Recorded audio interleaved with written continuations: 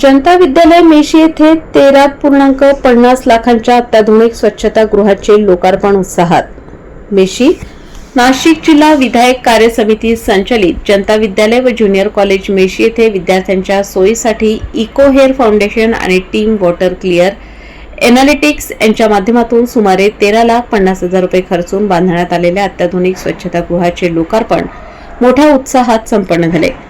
या कार्यक्रमाच्या अध्यक्षस्थानी नाशिक जिल्हा विधायक कार्य समितीचे अध्यक्ष ॲडव्होकेट विजय बापू पाटील हे होते।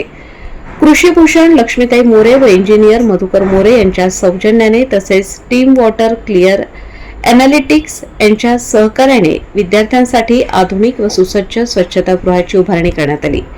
यावेळी टीम वॉटर क्लिअर एनालिटिक्सचे विवेक करकेरा व त्यांची संपूर्ण टीम, शाळा व्यवस्थापन समितीचे अध्यक्ष भिला आहेर, ग्रामपंचायत सरपंच बापूसाहेब जाधव, शाळा समितीचे अध्यक्ष राजेंद्र शिरसाट, केदारनाथ शिरसाट, ग्रामपंचायत सदस्य शाहू शिरसाट, तुषारदादा शिरसाट, विविधकारी सोसायटी मेशी माजी चेअरमन मोतीराम शिरसाट आदी मान्यवर उपस्थित होते।